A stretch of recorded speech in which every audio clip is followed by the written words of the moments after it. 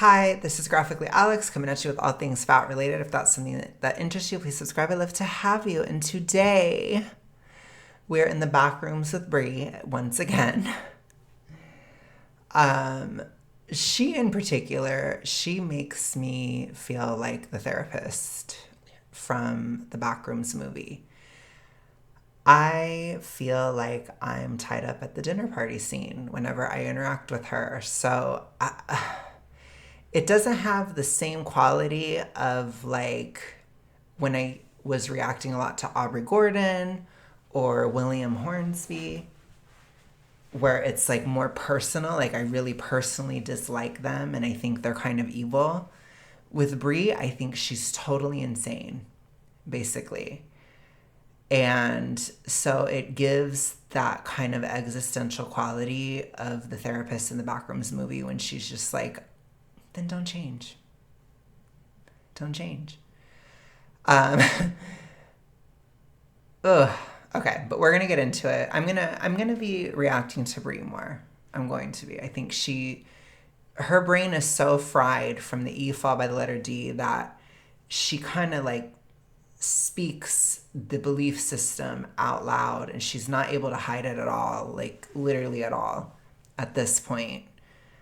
For those of you guys who are new to the channel, I refer to E fall by the letter D as the TR, or the toxic ritualistic. And I tend to categorize people in levels of severity based on The Last of Us zombies. So Miss Bri here is a bloater. She's extremely severe, will probably unalive for the cause. Her whole life is about E fall by the letter D. There's nothing left of who Bri was. So anyways, let's get into it. I'm going to just play the whole thing. And I hope you enjoy this moment in the back rooms. Promoting obesity is the laziest and most foolish assertion I have ever heard in my entire life. Me saying that you have the right to human decency, dignity, and respect is not the same as saying you should all be fat. It is so great being fat. When you're fat, everyone assumes every medical problem you've ever experienced is because of your body size. You want to buy clothes? Sorry, sucks to be you. People will look at your body and think that they know you, that you're lazy, unmotivated, lack self-control. When you're fat, you no longer fit in public spaces like airplanes and theaters and roller coasters. Who the fuck is promoting obesity or glorifying obesity? This is why we cannot have nuanced conversations about weight loss for health. Because you will never convince me that shaming a person on the internet for their health is less dangerous than me just existing in a larger body. My life doesn't suck because I'm fat. It is exponentially harder. But you know what was harder than being fat? Having an eating disorder. Hating myself. Hating my body. Literally spending every spare dollar and time in an effort to change my body, no matter what the cost was. People want to call me a fat pusher, that I'm promoting fatness and obesity. I think you're just jealous. I think you are jealous that I have found peace in my own body and you haven't found peace in your own. And it feels unfair that everything you have to give up and still not like yourself or feel comfortable in your own skin. I don't deserve to either. Let me make something crystal clear. My comfort in myself is not because of my body. My comfort in myself is because of my values and the beliefs that I hold. If you are looking to find comfort in your skin because of your skin, I think you're setting yourself up to fail, because this body is going to change. No matter how much the beauty industry tries to sell you, aging is not reversible. And there's only one way out of this life. You can spend it hating yourself and hating your body, or you can try to work with your body. You can try to live in accordance to the values that matter to you. And you can change the belief that just because you exist in a body that is not societally acceptable means that you deserve to be treated any less, even by you. So people out here want to say I'm promoting obesity. You're promoting eating disorders. Which one is worse? You're promoting... It's just the way she's wired.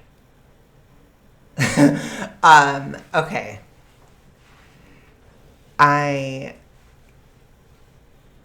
losing it. I'm telling you. I couldn't pay attention fully. Like, I couldn't. If you guys could, like, let me know. It's a lot. It's very backrooms. It's very, like, I'm serious. It really is. Like, I don't think she understands. She is literally the dinner party scene, and she's eating still lives right in front of me. That's how bad she is. It's, again, I don't know if I'm like necessarily fascinated with her. Like, I would say I'm kind of fascinated with Amy and Half, you know, because she gives like freaky Nikki energy with the whole like Manjaro thing, and she's kind of crazy in general. So she's like, whoa, you know, like what the hell is going on with her? Like I have that vibe with Amy and Half. With Bri, I'm just like, oh my god, like we're lost. We're lost in here. The chairs are everywhere. Nothing makes sense. I feel like the therapist. I feel like I'm trying to jump over the couches and I just snapped my ankle a little bit or tweaked my ankle. And I just can't. I can't.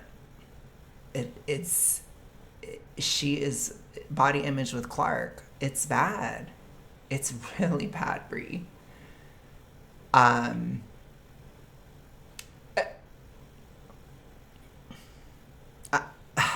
just a bit of a side note. I really enjoyed Backrooms from like a career horror perspective because at times I can relate, and sometimes you feel this like hopelessness in your work. And I feel like that movie did a really good job, and she brings this out of, she brings this feeling of like hopelessness career wise. Like it's almost like soul crushing to listen to her. And I think for me as an activist, it's good for me to listen to her because she's challenging. She challenges my spirit. Or like, I don't want to say spirit because it's not like my spiritual journey is affected. It's more so like my faith that humanity can improve. That's how bad she is. So I want you to know that, Bri, you are really that bad. You are like one of the like most crazy I've reacted to. And I've reacted to a lot of fat activists. I have reacted to so many. But I'm literally like, I might do a series called Backrooms with Bri, where we do like her podcasts and stuff. I think I'm going to dive deeper because she is really a challenge. I'm not kidding you. Like, I don't know. And to me, like, I'm just like, let's go for it. Let's do the challenge.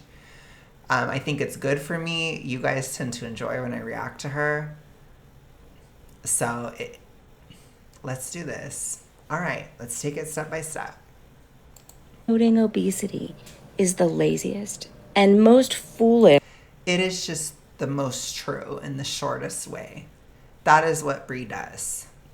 I don't think she understands what promoting obesity even means. I think she's lost touch with what the word promoting means, with what the word obesity means. I don't think she understands language at this point, period.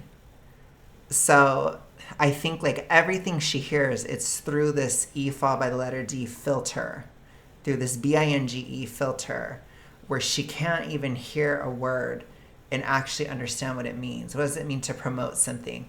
When you promote something, it means that you're making it out to be better than it is, or you're trying to encourage people to join it or to stay in it. That is what promoting means. So you can promote a cause, or you can promote a product, or you can promote an E fall by letter D, like you do, Bri, even though you claim to be doing the opposite. So again, doing a little bit of language lesson with her. Just imagine, for those of you who have seen the movie, imagine me tied to that chair right now. That is how I feel when I'm listening to her. Assertion I have ever heard in my entire life. Me saying that you have the right to human decency, dignity, and respect. That's not what you're saying, though. You say to grieve your body and to give up ever trying to improve it. You say to stay the way that you are. You say that that's just the way you're wired and that you don't have to change. That's what you say. That's promoting something, Bri.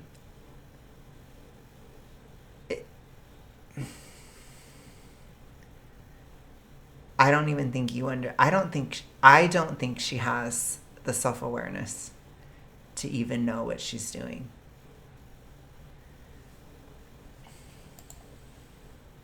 Is not the same as saying you should all be fat. It is so great being fat.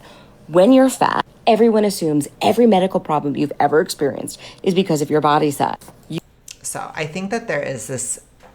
Now, this is something that I think a lot of people in society don't understand, but there are times where people have a desire to feel pain, or a desire to be a victim, or a desire to like be within the drama, and it tends to be a trauma response. It tends to be a bigger issue, to be honest. Like, it's not normal. Like, I will say that 100,000%. But I've established on this channel, I don't know what happened to her. I just know something did, because she is very clearly extremely traumatized by something. I don't know what. But when you are extremely traumatized, especially within an EFOB by the letter D context, you try to recreate pain a lot of the time to like gain power over the situation or control within EFOB by the letter D. It has to do a lot with control and predictability specifically.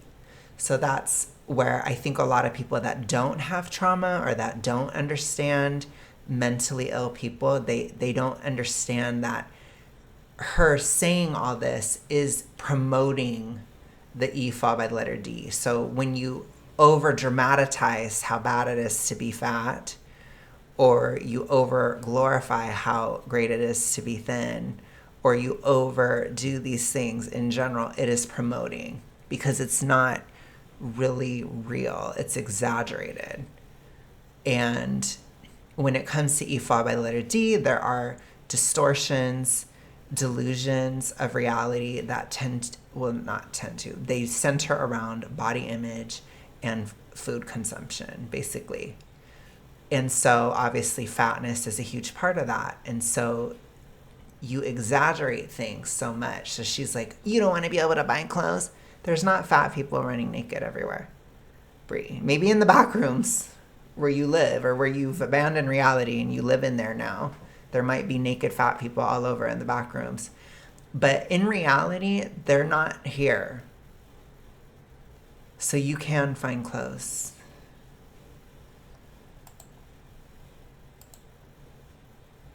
You want to buy clothes? Sorry, sucks to be you. People will look at your body and think that they know you, that you're lazy, unmotivated, lack self-control. So there are a lot of people that are class 1 obese that are not necessarily within EFOB by the letter D. And that is true for them. They are lazy. They do lack control. They don't care. They're apathetic about the shape that they're in. And that is the majority of fat people. The majority of fat people are class 1 obese people that do not have an EFOB by the letter D, as well as overweight, but I would consider overweight to be more like mid-size-ish. But the point is, most fat people are class 1 non-TR. So your average person in society is going to witness fat person after fat person after fat person that showcases these qualities. And I do think it can be a stereotype and all that stuff. And I absolutely believe you should judge somebody based on, from an individual perspective. But it's just something that's going to tend to happen if it's something that people see all the time.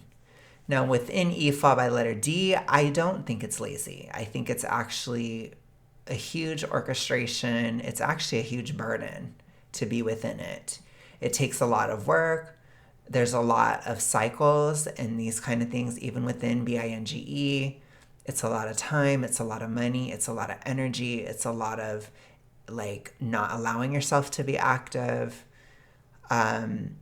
It's a lot of dedication to be as big as Bri is.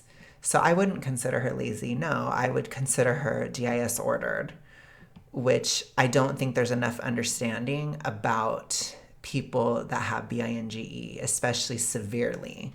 And for some reason in our society, we take leadership from people who are especially nuts. And I don't understand why we would allow that. Like, why are we having Bri, who's super crazy, be a coach or teach or something? It's like, ooh, there's something culturally wrong going on. This should not actually be able to happen. But it does happen. And she's appeared at like different, like she appeared at, like she was on like a panel with like a clinic.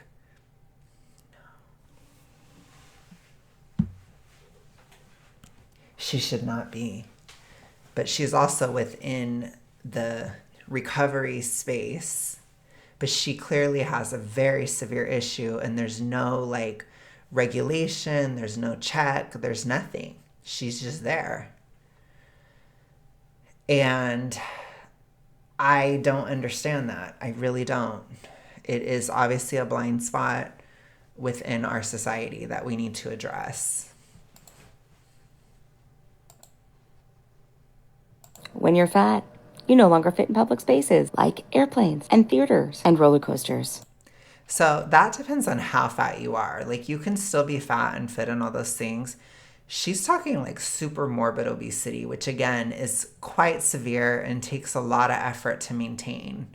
So you're talking about a very specific group of people who typically, although not always, but have severe trauma, or they're going to have severe physical issues that are not being addressed or are being totally neglected.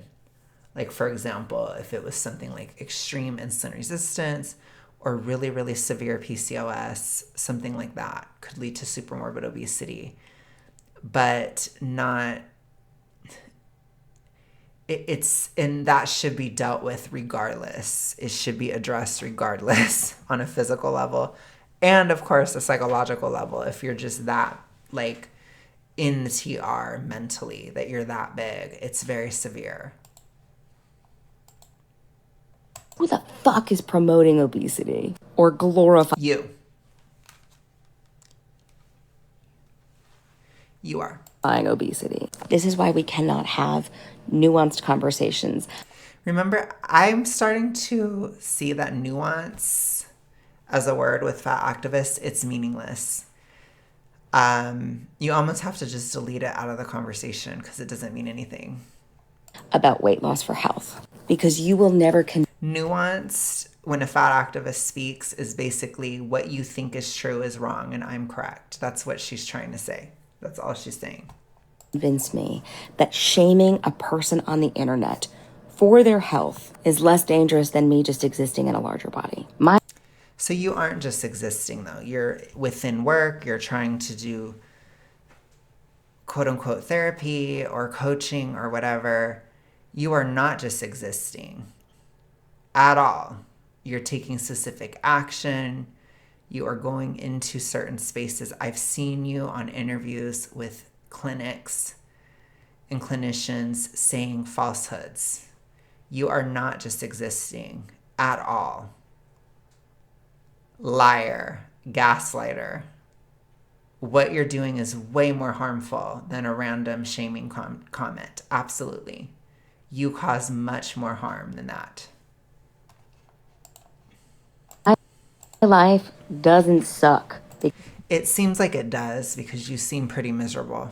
Because I'm fat. It is. Okay, so then what's wrong? If it doesn't suck because you're fat, then I think you need to figure something out because you seem pretty miserable to me. Exponentially harder. But you know what was harder than being fat? Having an eating disorder. Hating my... So there is no... This is like a false dilemma, I think, or like she's basically saying you have to be fat or have an EFOD by letter D. That idea in and of itself is EFOD by letter D. It is toxically ritualistic to believe that. It is extreme black and white thinking, which you see a lot in the issue. So the sad reality of it is that she is lost in the back rooms of the TR. She's still so deep in it that she has no awareness that she's in it. Zero awareness. And that, as somebody who is an activist and fights against this, that's where I get that soul crushing thing where I'm like, oh my God, it's disturbing. Because the fact is, like, as much as I try, there will be people that will never change. And this is something where it can feel futile, I guess. And it can feel hopeless at times, but you have to focus on who you are helping, and you have to focus on the positivity because it's hard. And that's what I'm learning at this time, because I think the positive side of things and the positive impact I've had and these kind of things, it helps propel me further. And I want to appreciate what I have rather than like obsessing over the shortcomings or where I'm not doing well enough, that kind of thing, like within my work, because I am really, I told you guys, for my astro girlies and boily pops, I have Virgo in me. I have Jupiter in Virgo. So I get very like self-critical about my work, and I'm very like, you get it. I have high standards. And so it stings. It does. It does. It does. But I'm accepting that. It's like some people are lost and they will never find the light. They will never get out. And I think that that's something that we have to understand as fireflies. Those are the people that I say are fighting to get back to a time when obesity isn't taking over everything. I call us fireflies, and we have to accept that some people are truly lost. And all I can do is use her as an example of the logic, because again, her brain is so fried, she just throws it out there. So she believes you must be fat or you have an E fall by the letter D. There's no area in between. And this is where a lot of people are within like NIDA, within E fall by the letter D recovery. This idea is not everybody in those spaces, but a large portion of people in those spaces believe these things. And that's in part why we are being censored on YouTube. Because if you tell somebody not to be fat, then you are automatically encouraging E fall by the letter D by their logic.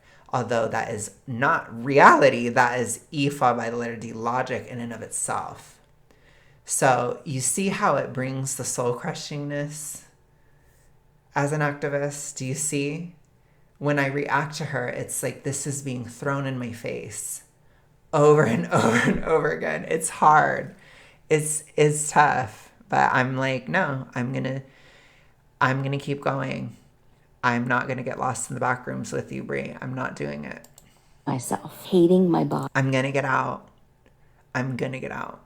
Literally spending every spare dollar and time in an effort to change my body. No. You do that though to in an effort to stay the same at your size. You're a liar, Bri. And you're acting as if it's natural to be that size. That is not true. It is not true. You cannot passively be that size. You are not fooling me. It is too much. It's too much to be believable.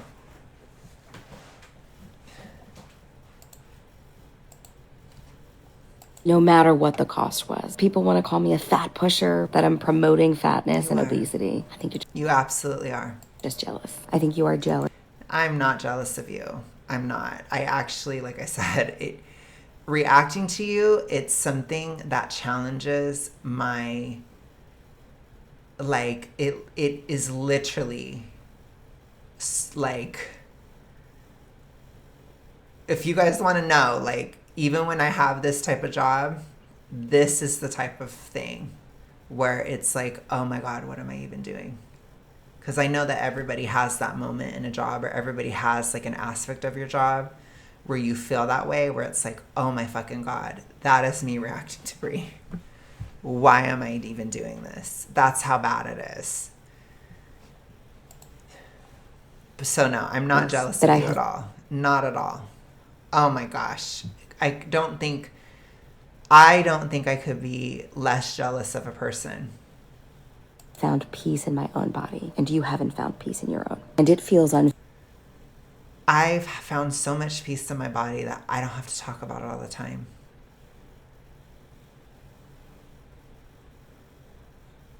Fair that everything you have to give up and still not like yourself or feel comfortable in your own skin. I don't deserve to either. Let me make something crystal clear. My comfort in She's losing me. I'm starting to be like, I don't even know what she's saying.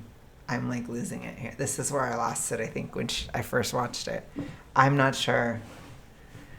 Let me see if I can hold on a little bit longer. myself is not because of my body. My comfort in myself is because of my values and the beliefs that I hold. If you Okay, so it's because of your self-gaslighting. I don't think you can be comfortable at that size. I think it's impossible. So I'm not surprised that you're not comfortable. She's not, like, I hope you can see the backrooms aspect of what I'm talking about. Like, she literally doesn't exist. Like, she doesn't exist. She doesn't feel her body. She doesn't live in her body. Like, she's so disconnected from her physical form in a way that I've never seen somebody. And it makes me honestly question if she's near the end, because I don't know if you can sustainably live in, like, so completely disconnected from your body. Like, I feel like it's not sustainable, you know? are looking to find comfort in your skin because of your skin, I think you're setting yourself up to fail, because this body is going to change no matter how much the beauty industry tries. Well, and your body can also change for the better. Your body can also become healthier if you take care of your body. Your body can also downsize or upsize if you need to. Your body can weight normalize at any age, at any, like, you know, it has nothing to do with looks. Not really. Weight normalization has to do with health. And you can do it always. Unless if you have, like, there can be certain physical limitations, like, for example, if you need to upsize and you literally can't digest food or something. There's something like that going on. I would understand that, obviously.